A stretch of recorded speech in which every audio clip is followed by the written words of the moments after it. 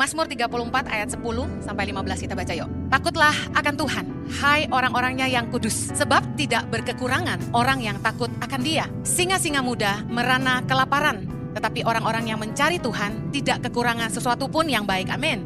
Marilah anak-anak, dengarkanlah aku, takut akan Tuhan akan kuajarkan kepadamu. Ayat 13, siapakah orang yang menyukai hidup, yang mengingini umur panjang untuk menikmati yang baik? Jagalah lidahmu terhadap yang jahat dan bibirmu terhadap ucapan-ucapan yang menipu. Jauhilah yang jahat dan lakukanlah yang baik. Carilah perdamaian dan berusahalah mendapatkannya. Kita sering ngajarin tentang, kita sering doain juga tentang mari hidup takut akan Tuhan. Tapi sebenarnya takut akan Tuhan tuh apa sih? Malam hari ini saya ingin share. Takut akan Tuhan adalah sikap hati, nggak kelihatan, tapi itu adalah sikap hati kita. Rasa kagum, rasa hormat, kegentaran akan Tuhan yang kita tahu memiliki segala kemuliaan, keagungan, dan kuasa. Kenapa sih kita harus punya takut akan Tuhan? Kita lihat dalam Keluaran 20 ayat 20 dibilang gini. Musa berkata kepada bangsa itu, janganlah takut sebab Allah telah datang dengan maksud untuk mencoba kamu dan dengan maksud supaya takut akan Dia ada padamu supaya kamu jangan berbuat dosa. Bahasa Indonesianya tuh kurang tepat. Tuhan tuh gak pernah mencobai kita, katakan amin. Tuhan mengizinkan kita diuji. Saya akan bacakan dalam kitab NIV ya.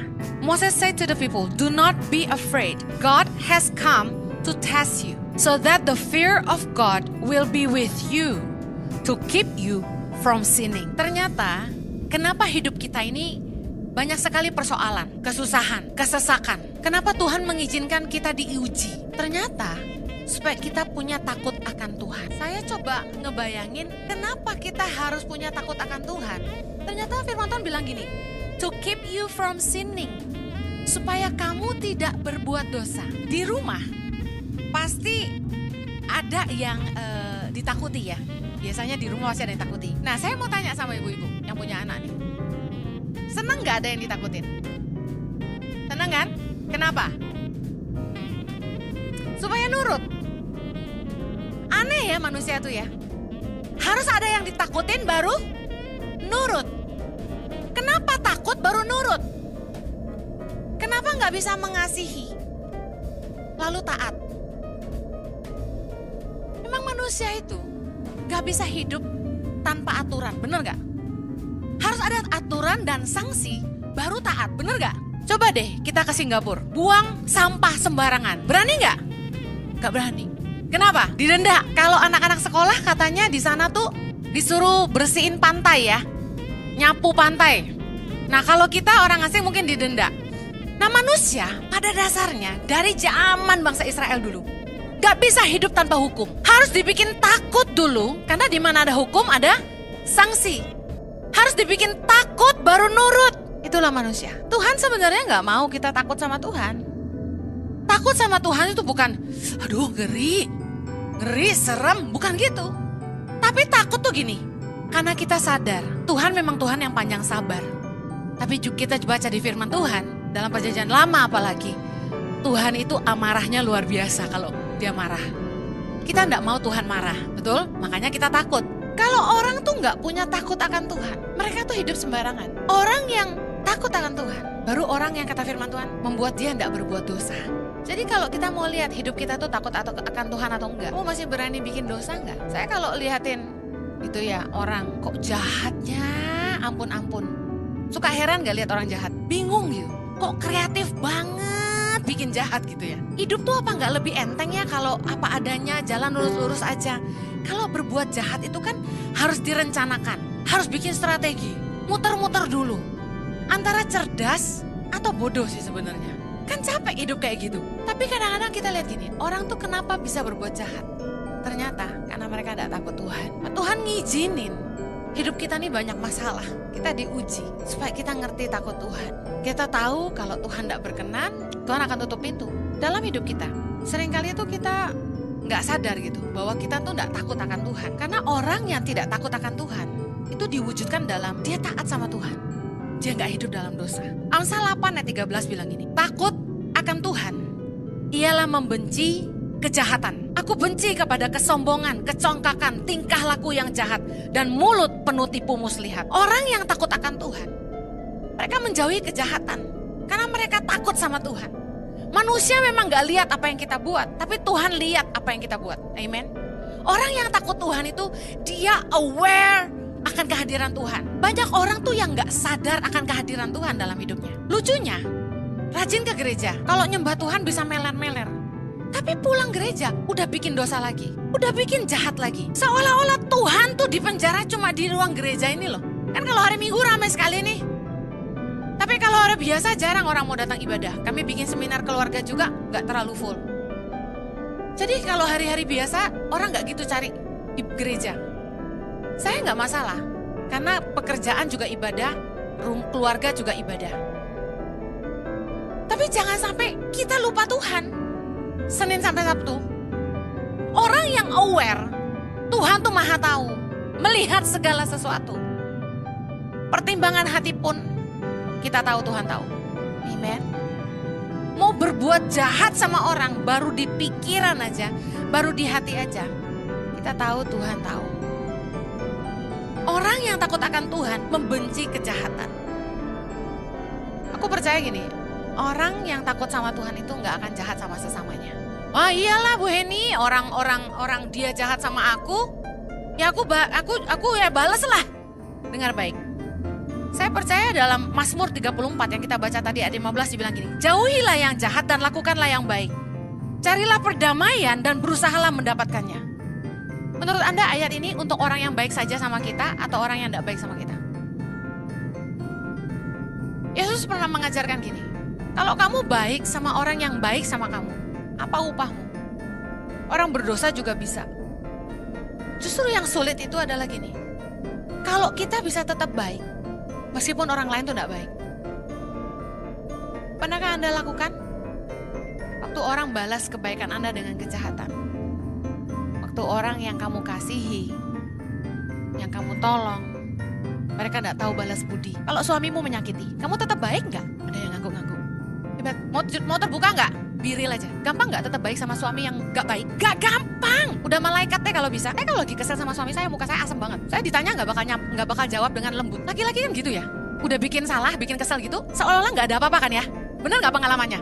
Langsung ngajak kita ngomong biasa, bener nggak? Aku kan punya hati, gitu kan ya? Kok lo bisa kayak nggak apa-apa sih gitu? Jadi abis marahin saya nih, terus saya abis mandi, saya nyisir gitu, bisa langsung ngomong, nanti kita pergi nih. Ya, jawabnya udah nggak enak dong, nggak bisa disetel. Aku masih terluka, gitu kan? Tapi Firman Tuhan berkata dalam, emang ini khotbah sambil ngajarin diri sendiri loh guys, ya. Tapi saya orangnya realistik gitu.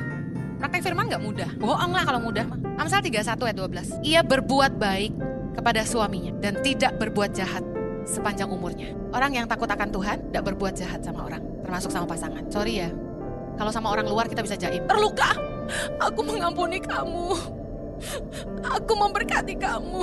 Baikan, karena jaga image. Coba sama suami, di kamar berdua doang. Apa kamu? Keluar aslinya. Siapa yang mau begitu? Wah, langsung kita balas. Saya belajar nahan mulut, diam. Aku tidak berbuat jahat sama suamiku seumur hidup. Nahan mulut tuh susah banget. Jadi kadang-kadang kalau dia habis nggak enak sama saya gitu, saya kan kalau jawab pasti ketus. Karena masih luka kan, akhirnya saya milih diam. Dia tahu, oh istriku diam nih masih marah nih. Butuh waktu gitu loh. Tapi nggak boleh lama-lama. Kata firman Tuhan, marah kita harus padam sebelum matahari terbenam. Malamnya saya udah baik lagi. Nanti kalau waktunya lagi enak, lagi santai, anginnya lagi bagus, saya ngomongin baik-baik. Saya pengen ngajar para wanita arti takut akan Tuhan. Kita belajar aplikasi dulu deh dalam hidup kita. Baru kita bisa ngajarin anak-anak kita. Takut akan Tuhan yang pertama, orang taat akan Tuhan. Tidak berbuat jahat, menjauhi dosa. Itu takut akan Tuhan. Orang yang takut akan Tuhan itu bukan ngomong doang.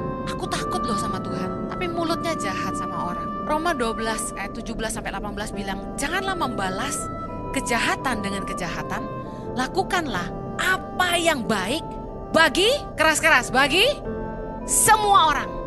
Semua orang berarti siapa? Yang baik aja? Atau yang jahat juga? Dua-dua. Baca berikutnya. Sedapat-dapatnya. Kalau hal itu bergantung padamu, hiduplah dalam perdamaian dengan semua orang. Seberapa banyak di sini yang ada orang-orang yang jahatin Anda? Angkat tangan. Saya nggak bisa lihat yang online-nya. Ada ya. Saya tuh diceritain temen. Sebenarnya saya lebih senang temen tuh nggak usah cerita ke saya. Kenapa? Kalau kita nggak tahu, kita nggak terluka, betul nggak? Tapi karena kita tahu, kita jadi terluka. Satu kali saya sama Jojo pergi ketemuan teman baik, teman lama. Dia datang, kami ketemuan. Dia cerita panjang lebar. Aduh Henny, kamu tuh dijelek-jelekin sama adalah pasangan gitu ya. Pasangan ini senior yang saya hormati. Di hadapan banyak orang yang kenal saya. Saya kaget. Ada siapa aja? Dia cerita ada si ini, ada si ini, ada si ini, ada si ini. Hah? Ya ampun. Dijelekinnya dari A sampai Z. Dari urusan ke Israel sampai gereja. Katanya kasihan deh si Henny itu. Hidupnya susah banget loh. Duh. Sampai kemana-mana tuh minta duit katanya gitu. Minta duit. Nah teman saya nih baik. Dia jawab gini. Henny tuh dari kecil jiwa entrepreneur. Dia susah aja ditinggal orang tua. Dia dagang kue. Cari kerja 2. Bukan model peminta-minta. Semangat juangnya tinggi dari kecil gitu loh. Daripada minta-minta mending gak usah makan saya prinsipnya. Saya jualan kue loh. Buka meja di gereja. Dari umur berapa? 18 tahun. Untuk menghidupi diri saya. Untuk bisa sekolah. Saya kerja 2 job. Ada teman dari Sydney nih, Ci Juli. Tapi Ci Juli zaman itu saya masih jualan gak ya? Waktu ikut ke gereja masih ya? Masih jualan ya? Ada saksi. Saya mau bukan model yang minta-minta. Saya punya yayasan Tangan Pengharapan. Saya gak pernah kirim-kirim proposal kalau gak diminta sama temen.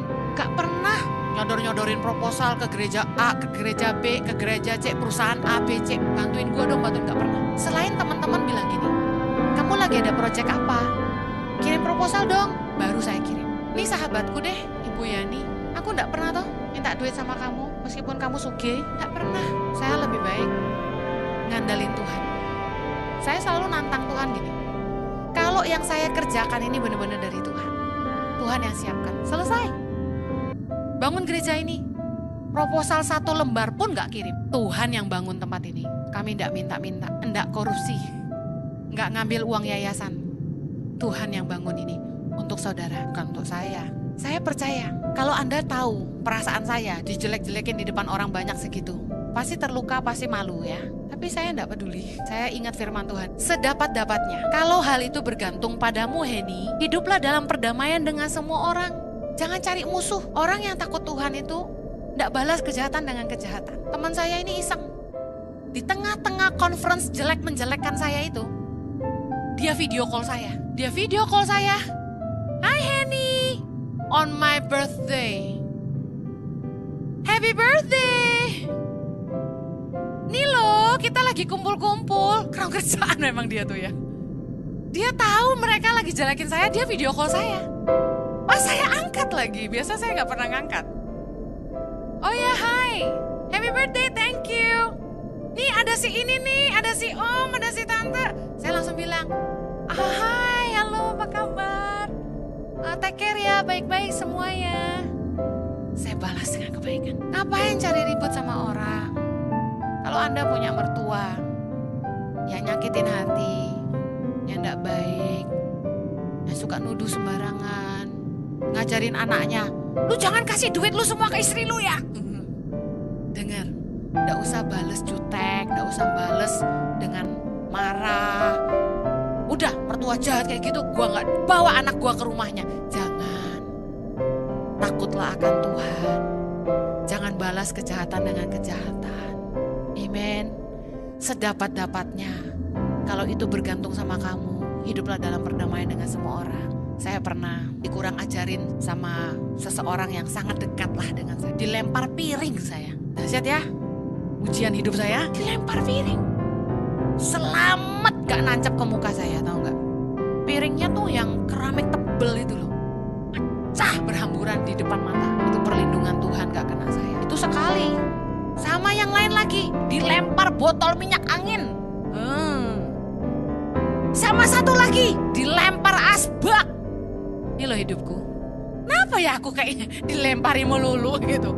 Asbak lah, botol minyak angin lah, piring lah. Itu melayang semua, gak pernah kena saya. Tapi saya balas dengan kasih. 3 orang yang menyakiti saya ini, saya kasihi, saya ampuni. Hari ini hubungan kami pulih. Semua orang yang menjahati saya di hidup saya ini, gak pernah saya balas dendam. Saya pernah dipermalukan di depan ratusan orang sama anak orang kaya, donatur gereja. Nah, saya kan dulu hamba Tuhan ya, kita enggak bisa ngelawan. Dilempar map lagu folder choir tuh loh. Brak! Kenapa ya saya ini kok hidupnya senang dilempar-lempar orang gitu ya? Mikir-mikir baru sadar sekarang loh. Baru detik ini saya sadar, kok hidup gue dilemparin terus ya sama orang ya. Lemparin duit kenapa? Amin, amin. Nah, jadi saya enggak pernah bales. Dengar ya, kalau orang tuh takut Tuhan, gak cuma baik kalau orang baik. Baiklah, atau orang tuh gak baik. Sedapat-dapatnya, kalau itu bergantung sama kamu, hiduplah dalam perdamaian dengan semua orang. Jangan cari musuh. Orang yang tidak takut akan Tuhan melakukan kejahatan itu jadi satu kegemaran. Gak tahan gitu loh kalau gak berbuat jahat. Kita lihat yuk, Amsal 1 ayat 10. Hai anakku, jikalau orang berdosa hendak membujuk engkau, janganlah engkau menurut. Ayat 11 yuk. Jikalau mereka berkata, marilah ikut kami, biarlah kita menghadang darah, biarlah kita mengintai orang yang tidak bersalah dengan tidak semena-mena. Biarlah kita menelan mereka hidup-hidup seperti dunia orang mati, bulat-bulat seperti mereka yang turun ke liang kubur. Next, ayat 13. Kita akan mendapat pelbagai benda yang berharga. Kita akan memenuhi rumah kita dengan barang rampasan. Ayat 14. Buanglah unimu ke tengah-tengah kami, satu pundi-pundi bagi kita sekalian. Ayat 15. Hai anakku, janganlah engkau hidup menurut tingkah laku mereka. Tahanlah kakimu daripada jalan mereka. Ayat 16 sama-sama. Karena kaki mereka lari menuju kejahatan dan bergegas-gegas untuk menumpahkan darah. Orang kalau udah gemar berbuat jahat tuh cepet banget tuh gitu loh otaknya tuh. Orang kalau licik gak perlu pakai kecerdasan, langsung licik. Hebat gitu. Jangan bergaul, jangan kumpul, jangan ikut jalan orang-orang yang begitu. Kalau Anda tahu, yuk kita bikin ini yuk, buat dapat duit. Tapi kalau Anda tahu itu merugikan orang lain, jangan buat. Lebih baik kehilangan teman daripada kehilangan Tuhan. Katakan amin. Kalau Anda tahu orang-orang yang gemar berbuat jahat ini ngajak Anda bikin ini dan itu, dan Anda tahu ini enggak berkenan dengan Tuhan. Apa sih ukuran hidupmu? Orang yang takut Tuhan tuh standar hidupnya ukurannya apa? Firman Tuhan. Kalau enggak sesuai sama firman Tuhan, sudah jangan ikut-ikutan. Jangan bergaul sama orang yang enggak takut Tuhan. Kamu akan jadi biasa seperti mereka. Karena pergaulan yang buruk selalu merusak kebiasaan yang baik. Anda akan menjadi biasa dengan tingkah laku mereka. Jangan ikut meskipun kamu butuh uang. Saya didatangin orang berapa banyak. Gue nih, ayo saya mau transfer uang dari luar negeri. Waktu itu saya ingat dia bilang 13M. Ibu ambil 5M buat yayasan ibu. 8M-nya kasih ke saya. Bongong, kok ada ya orang ya? Cuma numpang transfer ke yayasan saya dikasih 5M, 8M buat dia. Gede nggak 5M? Gede banget. Gue nggak usah jualan kaos lagi. Tapi saya diam. Jangan cari keuntungan. Kalau kamu tahu itu tidak sesuai firman Tuhan. Saya bilang tidak, terima kasih. Saya memang orang bodoh. Tapi kalau perkara money laundry saya udah pernah dengar, saya bilang gitu. Saya enggak mau ikut-ikutan Pak. 3 kali saya diajak gitu. Sama 3 orang berbeda. Bersyukur apa? Untung saya nggak pernah mau. Sekarang Yayasan Tangan Pengharapan diaudit sama kementerian. Mateng nggak kalau waktu itu saya mau? Selesai sudah. Kan nggak lucu ya? Gembala Impact Community Indonesia diborgol. Gak lucu. Kita ngambil duit juga enggak dari yayasan, masa kita yang ditahan? Gak mau saya. Saya bilang ngapain? Saya kan nolong orang miskin disuruh Tuhan. Ini kan salib buat saya. Kalau Tuhan yang suruh, Tuhan kasih duitnya. Ngapain saya mesti pasang badan di penjara? Enggak. Saya percaya Tuhan itu enggak perlu kita jadi pahlawan. Dia akan menyediakan yang kita butuhkan. Amen. Yuk jalan yang benar aja. Jauhi jalan orang jahat. Karena jalan orang jahat itu menuju kebinasaan. Amsal 11 ayat 19. Siapa berpegang pada kebenaran yang sejati menuju hidup. Tetapi siapa mengejar kejahatan menuju kematian. Jangan mengejar kejahatan. Karena ujungnya kematian. Roma 6 ayat 23. Sebab upah dosa ialah maut. Tetapi karunia Allah ialah hidup yang kekal dalam Kristus Yesus Tuhan kita. Yang luar biasa nih gini. Luar biasa nih gini. Saya waktu baca ayat ini, saya jadi ngerti. Ternyata Tuhan itu mengajari kita takut akan Tuhan. Melalui setiap ujian yang dia berikan dalam kehidupan. Supaya kita tidak berbuat dosa. Itu bukan cuma sampai di situ. Supaya kita tidak binasa. Keren gak? Supaya kita ini tidak binasa. Karena upah dosa adalah maut. Dan cara menyelamatkan kita dari kebinasaan dan maut adalah Tuhan mengajari kita hidup takut akan Tuhan. Kadang kita nggak tahu jalan yang kita ambil ini ujungnya maut. Karena selalu yang ujungnya maut itu gerbangnya emas, permata. Makanya orang tergiur untuk masuk ke sana. Betul nggak? Tapi Tuhan yang tahu. Kalau Tuhan nggak jegal kita dengan ujian, nggak kasih ujian ke hidup kita, kita jalan lurus-lurus, ujungnya maut. Kadang-kadang untuk mengajari anak kita yang mulai tumbuh besar dewasa. Anak remaja itu kan maunya kebebasan. Usia 17-18 sudah rentan. Aku mau bebas. Seperti kita kan. Mama jangan larang-larang aku. Aku tahu membedakan yang baik dan yang buruk. Aku pacaran, aku milih yang baik kok. Tapi kemudian mereka pulang malam, pacarnya mulai ngajak dia ke dugem. Kita mulai marah. Mama saya pernah, waktu saya masih remaja, mama saya ngancamnya tau gak apa? Pulang malam lagi kamu, mama patahin kaki kamu. Kadang-kadang orang tua ini lucu ya, harus pakai ancaman supaya anaknya takut. Tapi hari ini saya baru ngerti, dia ancam saya supaya saya takut pulang malam. Supaya apa? Supaya saya tidak terjerat ke dalam pergaulan yang buruk. Sama dengan Tuhan. Tuhan kasih kita ujian dalam hidup kita supaya menghalangi kita jangan terus berbuat dosa. Karena Tuhan tahu ujungnya maut. Saya percaya Anda juga pasti akan melarang anak-anak Anda kalau Anda tahu. Kalau Anda tidak larang, Anda biarkan, anak ini pasti tersesat.